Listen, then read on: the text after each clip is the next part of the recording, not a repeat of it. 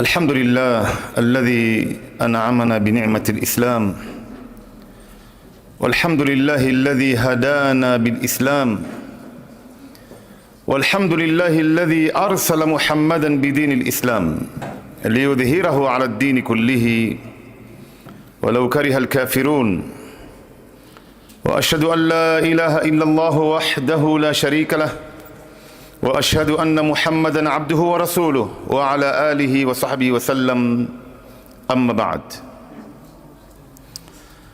Dada zangu, watoto wangu, mama zangu, tujitahidi kadri ya uwezo tusiwe miongoni mwa hawa wanawake ambao nitakuwataja hapa. Na wewe ukiwa miongoni mwao, basi unahatarisha mpaka pepo yako, unahatarisha uhusiano wako na Mungu wako, na utakuwa wewe unaishi ni jina Muislamu tu. Umevaa hijabu, unaitwa jina la Kiislamu, lakini kwa kweli wewe huna Uislamu. Na kwa sababu wakati ni mdogo, nitakwenda mbio, haitoshi kuelezea nukta zote. Mwanamke wa kwanza, almar'atul muta'attira, ni mwanamke ambaye anayejitia manukato, anajifukiza wakati hasa wa kutoka nyumbani. Manukato unaruhusiwa kujitia ndani ya nyumba ya mume wako. Jifukize ndani ya nyumba ya mume wako, jipodoe, jitengeze, vaa unavyotaka ndani ya nyumba ya mume wako, lakini unapotoka ndani ya nyumba, tahadhari. Mtume sallallahu alaihi wasallam anasema, ayyuma imra'atan ista'tarat famarrat ala qaumin liyajidu rihaha fahiya zaniya. Mwanamke yeyote ambaye atakayejifukiza, atakayejitia manukato, akatoka nyumbani kwake, mwanamume yeyote ambaye atakayenusa hiyo marashi, atakayepata harufu ya hiyo kujifukiza uliojifukiza, utaandikiwa kwamba umezini naye. Na ndo hapa wanasema wanazuoni, haijalishi ni wanaume wangapi wameipata harufu hiyo, utaandikiwa hao wanaume wote umezini na wao. Leo malasafu shadid, wanawake wengi wanapokuwa manyumbani mwao kwa waume zao, hawajipodoi, hawajitengezi, wamejiacha kana kwamba wameshakata tamaa. Saili anataka kutoka kwenda madukani, kwenda sokoni, anakwenda kumtembelea fulani, anakwenda harusini. Sasa ndo utamuona anajipamba, anajitengeza, anajifukiza. Unamtengezea nani huku nje tena? Na hii ilikuwa ni kwa ajili ya mume wako huku. Ndio ule mmoja katika salafu na saleh alipomuona mwanamke ametoka anakwenda msikitini, akamuuliza unakwenda wapi? Akamwambia anakwenda kuswali msikitini. Akamwambia rudi mwanzo nyumbani ukaoge janaba, alafu ndo baadaye uende ukaswali. Kwa maana ya kwamba hii manukato ulioipaka hii imekuletea matatizo, na wewe umeandikiwa kwamba umeshazini, pamoja na kwamba hii zina sio kama ile ambayo mtu amezini na mwanamke mubasharatan, manake moja kwa moja, kama wanavyosema wanazuoni, la taqum alaiha hadd. Manake kama hajaolewa mtu ambaye amezini na hajaolewa ama hajaoa, anafaa kupigwa mboko 100, na kama ameoa au ameolewa anafaa kupigwa mawe mpaka kufa. Basi hii sheria haitosimama juu ya huyo aliyotoka na manukato, lakini ataandikiwa kwamba amezini na wao, ataandikiwa kwamba amezini na wao. Na hii inakusanya vitu vingi ndugu zangu: kupaka marashi, kujipodoa, kujitengeza. Wakati unapotoka uso wako uko wazi, unapaka rangi ya mdomo, unapaka wanja, unaleta fitna katika familia au unaleta fitna katika jamii. Wewe leo unapaka wanja, maana yake unapendeza mbele ya wanaume. Hii wanja ilikuwa inatakana uipake ndani ya nyumba. Wewe unajipodoa, unatoka nje, unataka kumuonesha nani mapambo yako, kama sio fitna ambayo unataka kuieneza wewe? Kwa hivyo tahadhari, dada zangu, mama zangu, kujichunga sana. Hata kama wewe utakuwa unaenda msikitini, hairuhusiwi wewe kujipodoa.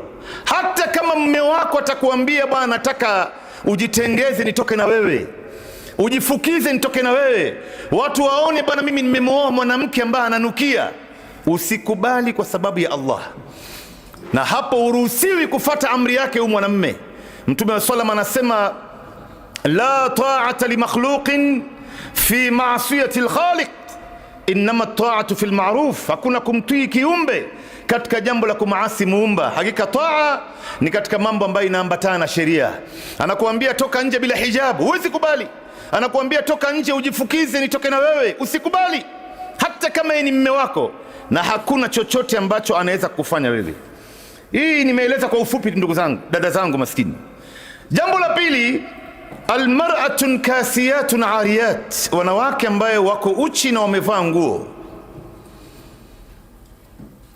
Unamuona amevaa nguo lakini yuko uchi, na ndio Mtume wa sallam anataja katika hadithi ambayo ni sahih.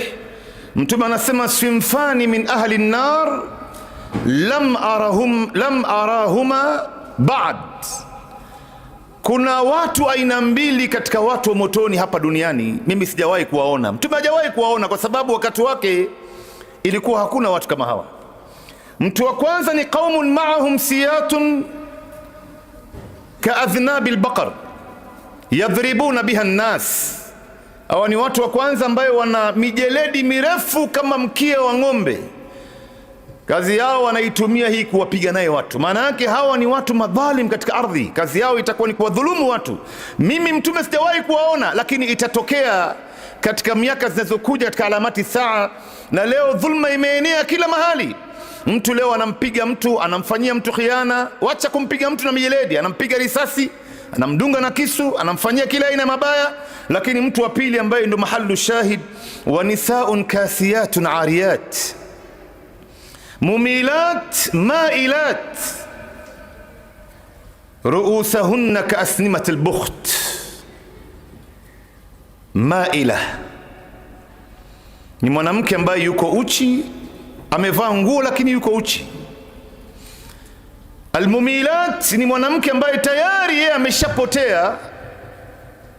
Almailat anataka kuwapoteza na wengine. Unajua wanawake nyinyi wa viumbe dhaifu sana katika viumbe vya Mwenyezi Mungu.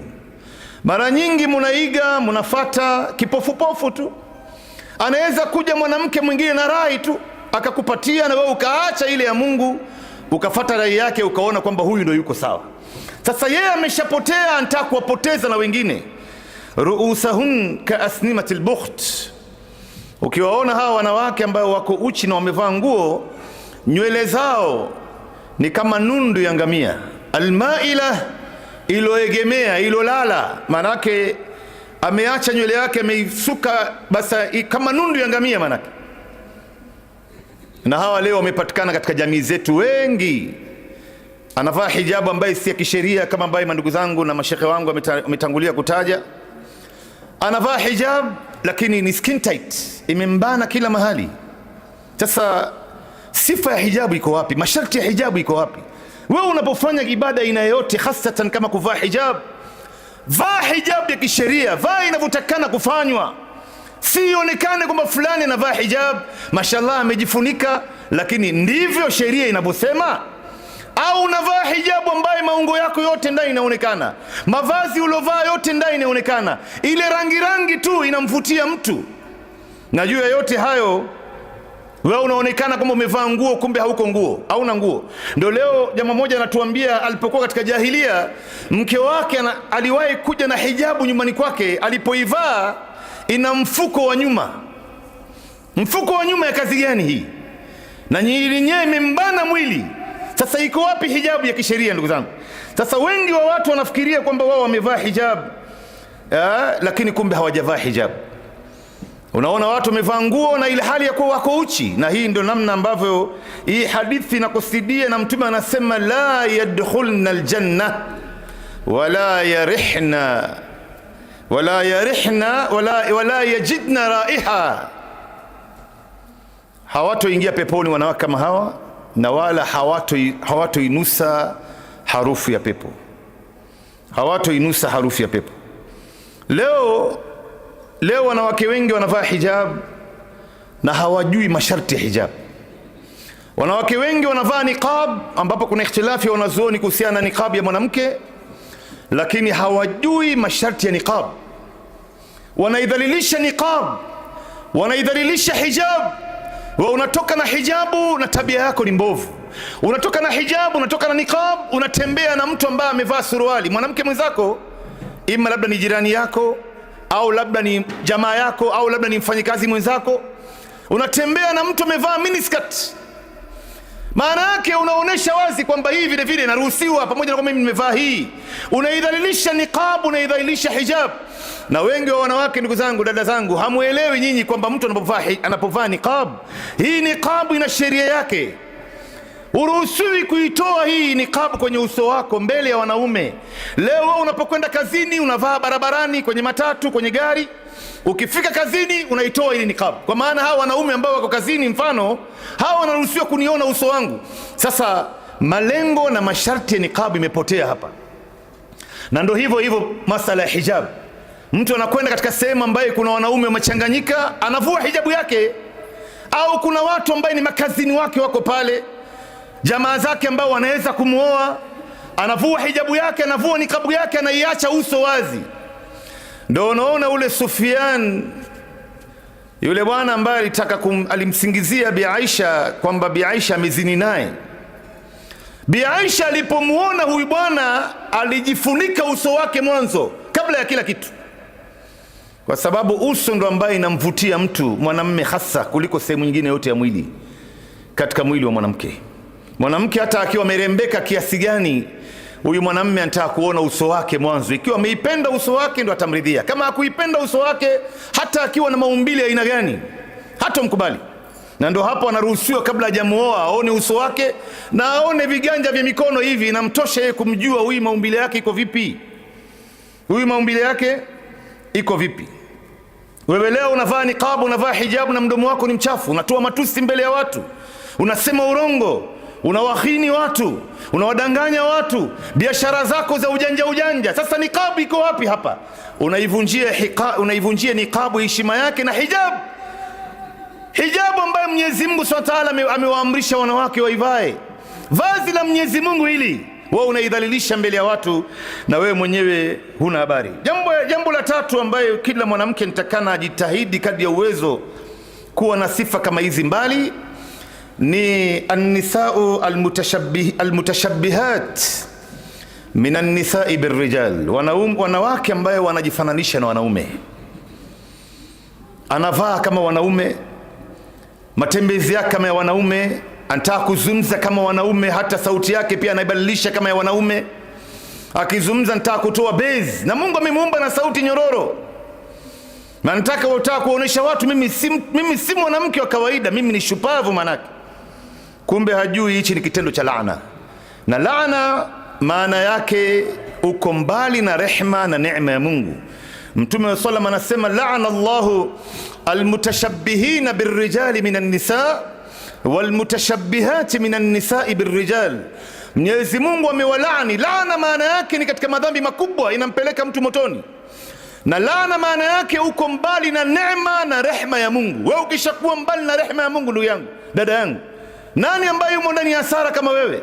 Wewe hujali ya Mungu hapa, unaangalia watu watasema nini. Watu watasema alivaa jinsi yule bwana, anapendeza ya ajabu. Umeona watu wanafanya, wewe pia unataka kufanya kama wao. Hapana, angalia Mungu wako anasema nini. Unajua sisi wengi wetu hapa hatumjali Mungu, tunawajali watu. Watu watasemaje? Watu wataonaje? Hasatan masiku ya harusi haya, wanawake wengi wanavaa mavazi ya kujifananisha wanaume hasa, na wanavaa mavazi ambaye hata mtu mbele ya mtoto wake na mbele ya wazazi wake hawezi kuvaa. Kisa na maana anataka sifa kwa watu na wanawake wenzake. Ndio pale Mtume Muhammad sallam vile vile akalani akasema, la'ana Allahu ar-rajul yalbasu libsata al-mar'ah walmar'atu talbasu libsata ar-rajul. Mwenyezi Mungu amemlaani mwanamke ambaye anayevaa mavazi ya mwanamume na mwanamume ambaye vile vile anavaa mavazi ya mwanamke. Ukimwona mwanamume yote vile vile anavaa mavazi ya kike, anavaa buibui, huyu amelaaniwa. Na ndio unaona leo kama Muislamu nitakana uchukue tahadhari. Usivae jeans mbele ya watu, usivae suruali ya kiume mbele ya watu, usifanye baadhi ya matendo fulani kwa sababu watu wanafanya. Umefahamu? Ndio unaona leo mwanamke wa Kiislamu hawezi kwenda kucheza mpira kama leo unavyoona katika mambo ya Olympics na mambo ya kucheza mpira uwanjani. Leo kuna baadhi ya wanawake wameajiriwa katika baadhi ya matimu za taifa, kuna timu za mavilabu, kuna vilabu vya mipira huku, na kuna katika Olympics kuna wale ambao wanaoshindana mbio wanavaa uchi kabisa. Sasa yeye anajua kwamba ni makosa, badili yake sasa anajifunika nywele akiitakidi kwamba nywele ndio aura. sehemu nyingine yote ya mwili iko uchi. Mchezo kama huu ambaye inamvua mwanamke nguo, hii ni haramu mtu kucheza, hata kama unalipwa mshahara milioni. Mwenyezi Mungu Subhanahu wa Ta'ala ndo ambaye anayepeana riziki. Hiyo milioni itakuja kukutia hofu baadaye, itakuletea maradhi, itakuja kupeleka malpabaya, itawapa njia adui zako kwako wewe. Acha kwa ajili ya Mungu. Na mtu yeyote ambaye anayeacha kitu kwa sababu ya Mungu, Mwenyezi Mungu Subhanahu wa Ta'ala atampa nyingine bora kuliko hiyo. Mwanamke mwingine ambaye mwanamke anatakana ajitahadhari ni an-naiha. Ni mwanamke ambaye anayeomboleza na kutoa sauti ya kulalamika, hasa wakati anapofiliwa na mtu wake wa karibu. Amefiliwa na mume wake, amefiliwa na wazazi wake, amefiliwa na ndugu yake. Basi wanawake wengi wana tabia ya kutoa maneno wakati anapofiliwa, na hii imeharamishwa na ni kitendo cha laana. Katika madhambi makubwa ni hii, na ndio pale Mtume Muhammad sallallahu alaihi wasallam katika hadithi ambayo ni sahihi, Mtume anasema laysa minna man latama alhudud wa shaqqa aljuyub, si katika sisi mwanamke yeyote anayefiliwa anajipiga piga kwenye uso wake. Latama alhudud maana yake anajipiga makofi, anajipiga huko, maana yake ni majuto hiyo. Wa shaqqa aljuyub, na akachana nguo yake, maana analia, ana watu wanambembeleza, subiri dada yetu, Mwenyezi Mungu ampe njia, ampe istiqama, ampe kaulu thabit alokwenda mwenda zetu. Yeye analia huku, sasa ndo anazidisha. Wengine wanakwenda nanyoa kipara kwa sababu mume wake amefariki. Hii yote ni haramu na ni kitendo cha laana.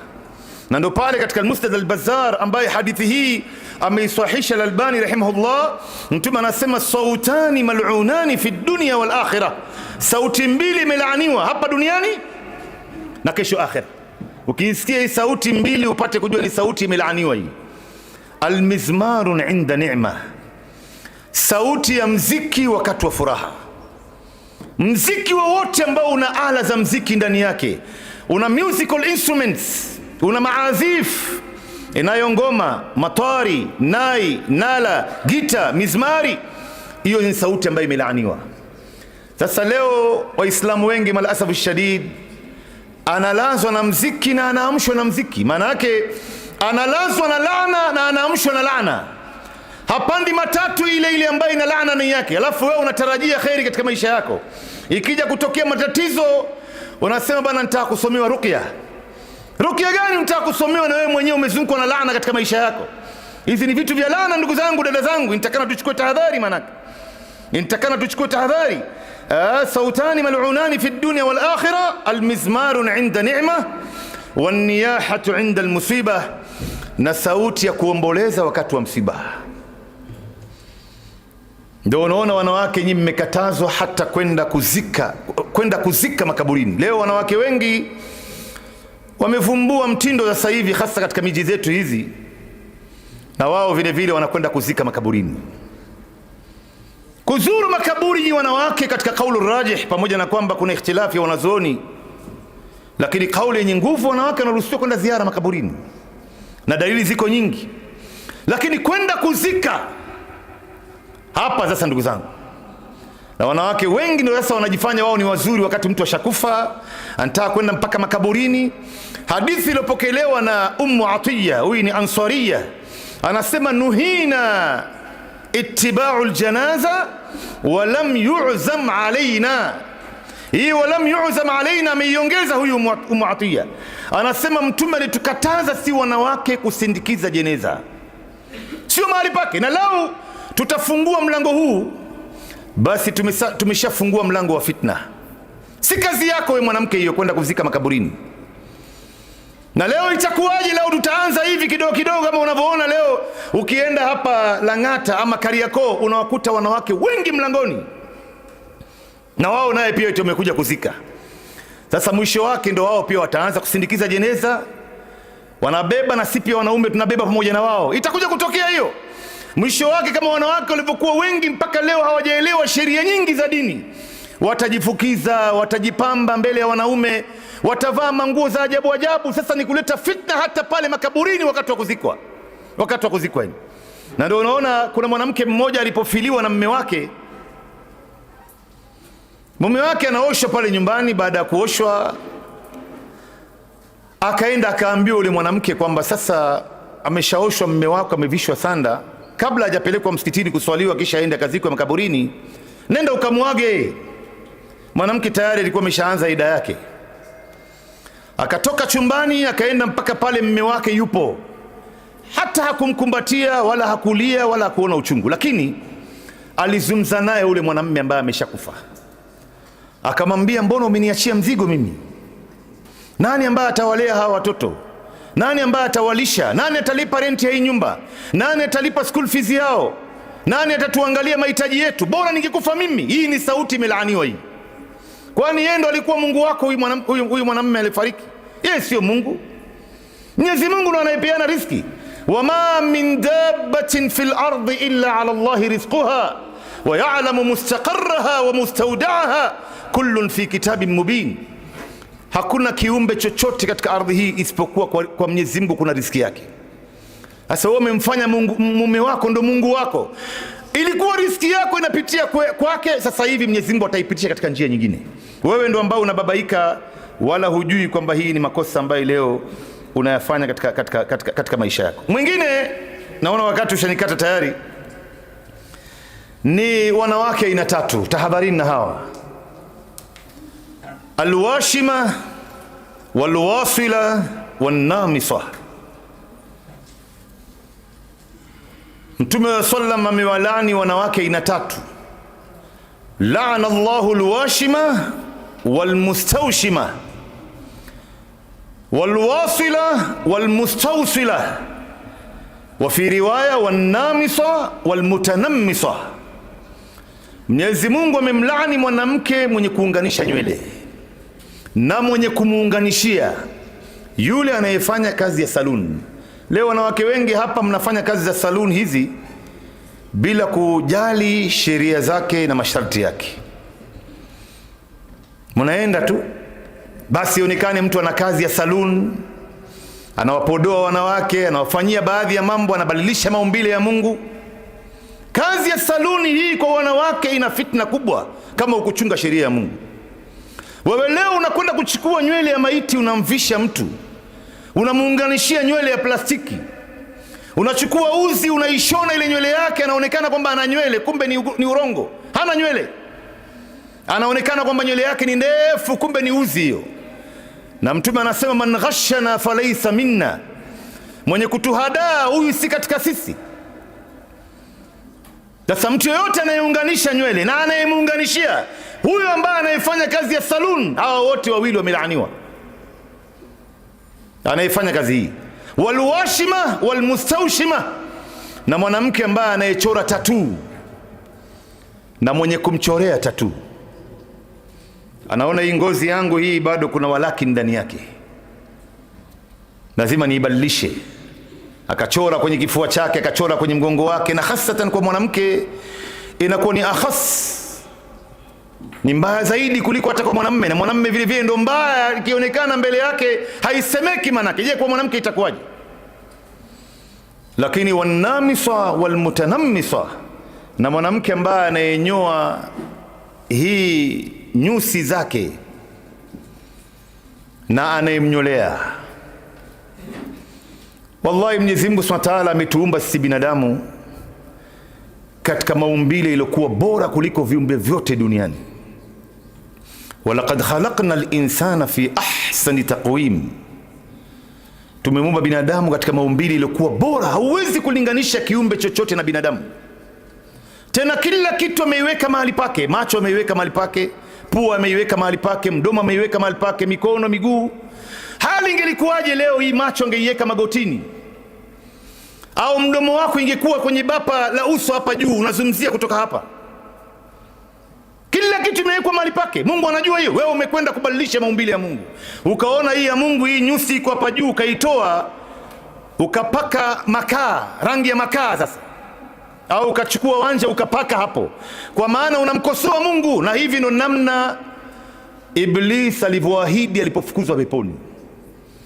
Wakati alipofukuzwa peponi akamwambia Mwenyezi Mungu, fala amurannahum fala yughayyirunna khalqa Allah, wallahi nitakwenda kuwakalia kitako hawa mpaka watabadilisha maumbile ya Mungu.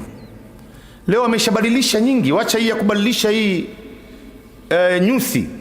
Wengi wameshabadilisha mpaka kope ya Mungu. Hii kope wanaona haifai, wakabandika nyingine juu yake pale. Makucha ya Mungu hii wameona haifai, wanakwenda wanabandika nyingine juu yake bandia, aonekane kwamba yeye ni mtu mrembo, mtu amestaarabika, mtu ambaye ameendelea. Kumbe ajui anajidhalilisha. Kila wewe ukiacha makucha yako marefu kama jini, wewe ndo ambao unaonekana ni mtu wa mwisho ambao umezubaa katika dunia hii. Na ndo watu wakiona wanaona makucha yake marefu, kwanza usafi wake utakuwaje? Na unajua mtu akitaka kujua usafi wa mtu katika mwili wake, haina haja ya kuangalia marashi aliyopaka, amejifukiza kiasi gani, amevaa nguo aina gani iliyopigwa pasi. Angalia makucha yake tu, inakutosha kujua usafi wa huyu mtu. Na hasa kwa mwanamke ni mbaya zaidi, kwa sababu mtu anaweza kujiuliza tu, jamani, ikiwa hali yake makucha ndo hivi, sehemu nyingine ya mwili itakuwaje? Unajitangaza vibaya, wewe mwenyewe huna habari. Hizi zote ni vitendo vya laana. Wengine wakaona hii ngozi ya Mungu haifai, wakaenda wakachukua baadhi ya rangi wakaibadilisha ngozi ya Mungu. Rangi yake amepewa na Mungu, tena inapendeza kuliko zote. Akaona mimi sitaki kuwa mweusi bwana, nataka nionekane kuwa mweupe. Huyu mweupe naye akaonekana nataka kuwa mwekundu zaidi. Na kila mmoja wetu umepewa rangi yake hapa. Hii rangi si kwamba eti ni mtu ni bora. Wewe kuwa mweupe si ishara kwamba wewe ni bora kuliko wengine, ama wewe kuwa mweusi si ishara kwamba wewe ni mtu dhalili kuliko wengine. Hapana, hii ni rangi tu. Inna akramakum inda Allahi atqakum, hakika mbora wenu ni yule ambaye ni mcha Mungu. Ndio ule Abu Dharr al-Ghifari anakuja kwa Bilal bin Rabah, anamwambia, ya Bilal, ya ibnu Aswad, ewe mtoto wa mtu mweusi wewe. Ili jambo lilimgonga Bilal katika kifua chake, al-Habashi. Akaenda kumshtaki kwa Mtume. Mtume akamuita Abu Dharr al-Ghifari, akamwambia, innaka mruun fika jahiliya, wewe ni mtu ambaye katika maisha yako bado una mambo ya kijahilia ya zamani ya wazee waliotangulia. Basi kwa kuona haya, huyu Abu Dharr al-Ghifari alilala kwenye ardhi, akamwambia Bilal bin Rabah, naomba unikanyage kwenye uso wangu. Akamwambia Bilal, akamwambia, siwezi kuikanyaga uso ambaye inamsujudia Mwenyezi Mungu mara 5 kwa siku. Na ndo akamwomba msamaha, wakaanza kulia, Bilal pia akalia, wakakumbatiana pale. Manake hii ni rangi tu, bali upate kujua black is beauty. Mtu yoyote ambaye ni mweusi wallahi anapendeza kuliko wote. Wengi wa watu hawajui hilo. Unaweza ukamwona mtu, mimi sijaona mtu mweusi hapa, lakini kuna watu ambao tunakutana nao huko nje mweusi kama makaa. Wako wale ambaye kama makaa kabisa, kama buibui yenu hii nyeusi hivi, lakini wallahi akivaa niqabu yake na hijabu yake anavyopendeza. Maana akivaa kanzu na kofia, ile nuru ambayo unaiona, inawezekana mtu vile vile akawa mweupe akawa anapendeza na nuru, na anawezekana wewe ukawa mweusi na ukawa wewe ni bora. Usione kwamba hii ni udhalili ukaenda ukabadilisha maumbile ya Mungu. Ndio hapo anasema Mtume akalaani vile vile mtu ambaye anayebadilisha maumbile ya Mwenyezi Mungu Subhanahu wa Ta'ala. Labda nitaje, nimeambiwa nimebakia na dakika kidogo, nitaje mawili alafu tumalizie. Jambo lingine ambayo nitakana kila mmoja wetu achukue tahadhari, nyinyi wanawake, hasatan wale ambao wameshaolewa, ni kuomba talaka bila sababu ya kisheria. Hichi ni kitendo ambacho kinaweza kuhatarisha pepo yako. Kuna sababu ambazo mwanamke anaruhusiwa kuomba talaka kwa sababu hizo, lakini lao ataomba talaka na hana sababu anajua yeye ndani ya moyo wake, Mtume anasema huyu ni haramu kuonja harufu ya pepo. Katika hadithi ambayo ni sahihi, Mtume sallam anasema, ayyuma mra'atan sa'alat zawjaha at-talaq min ghairi ba'sin faharamun 'alayha raihatul janna.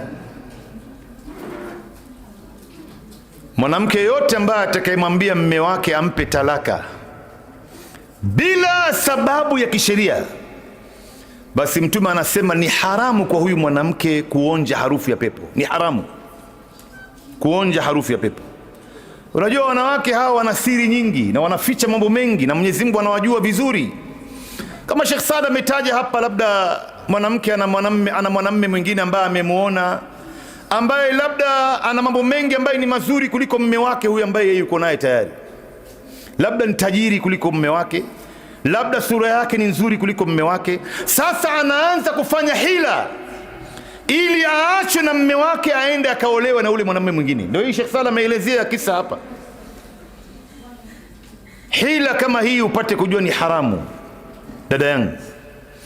Au labda kuna wanawake wengi leo wana mawazo katika dunia hii, huyu mwanamume kitu ambao unahitajia kwake ni mtoto mmoja tu, wewe zaa naye alafu uombe talaka yako. Ndio unaona ma single mothers wamejaa hapa nje, hasa katika jamii za hawa watu. Wanaona ghera hiyo, kwa maana huyu mtoto ndo atalinda nyuma yangu, atalinda mali yangu, atakuja kunisaidia nikifika utu uzima. Sasa hana haja ya mwanamume. Au kuna baadhi ya wanawake ambayo wanataka kuachika bila sababu, kwa sababu wanasema mimi nataka freedom yangu, nataka uhuru wangu bwana, mimi siwezi kuendelea kukaa chini ya wanaume. Wanaume kitu gani? Labda amemuona mwanamke mwingine anafanya hivyo, labda anakaa peke yake, akafikiri kwamba hilo ni jambo rahisi. Wewe mwanamke, hata ikiwa umetajirika kiasi gani, una uzuri kiasi gani, hauwezi kuwa mwanamke bila mwanamume katika maisha yako. Na ndio hivyo hivyo mwanamume vile vile hawezi kuwa mwanamume bila kuwepo na mwanamke katika maisha yake. Hunna libasul lakum wa antum libasul lahun. Hawa wanawake ni mavazi yenu nyinyi, hamwezi kuishi bila mavazi. Na hawa wanaume vile vile ni mavazi yenu nyinyi wanawake, ni mavazi yenu nyinyi wanawake.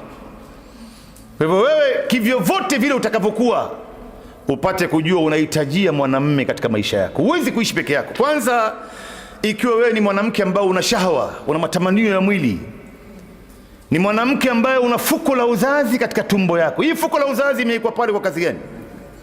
Kwa sababu ya kuzaa watoto.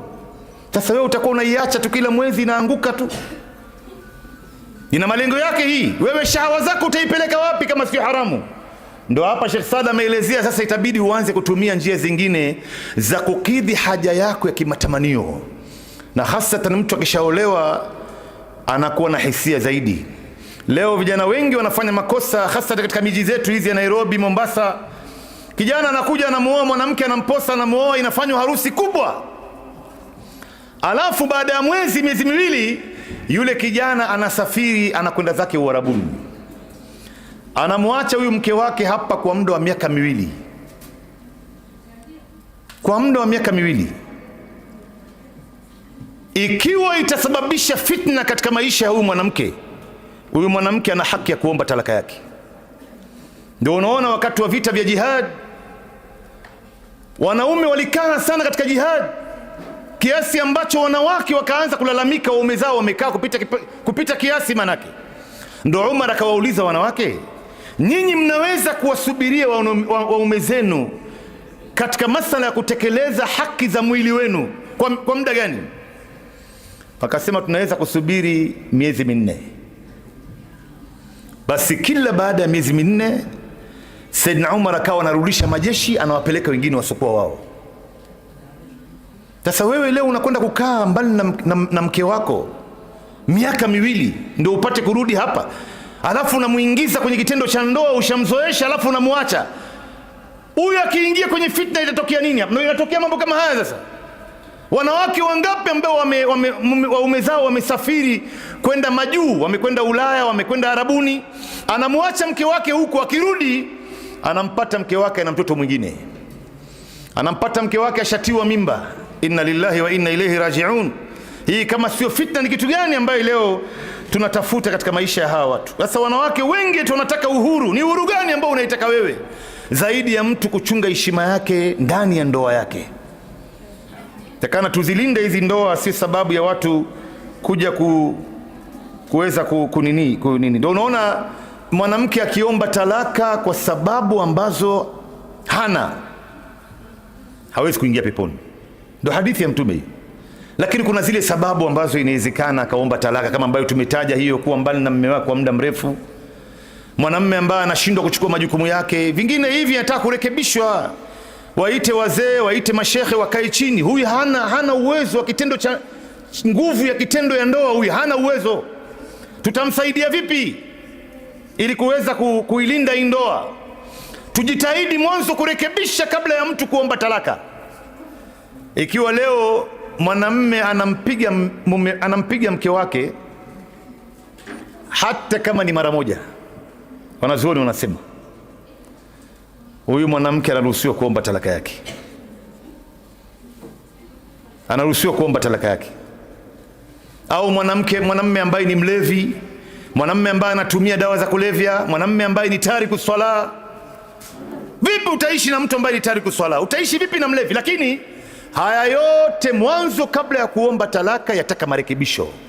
Mwenyezi Mungu Subhanahu wa Ta'ala anasema, wa in khiftum shiqaqa bainihima fab'athu hakaman min ahlihi wa hakaman min ahliha in yurida islahan yuwaffiq Allah bainahuma.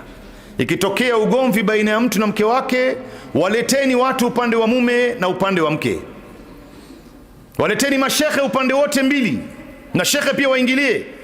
Ikiwa kweli wanataka sulhu, basi Mwenyezi Mungu atatoa njia. Kwanza, kila mara we mwanamke, jitahidi kadri ya uwezo kusuluhisha matatizo ambayo mume wako yuko naye kabla ya kuomba talaka. Mwanzo, kabla ya kuomba talaka, rekebisha. Wenda kweli ni udhaifu ambaye kila mmoja wetu yuko naye, alokamilika ni Mwenyezi Mungu. Si wewe kitu kidogo tu unakimbilia talaka, na ni kitu ambaye inawezekana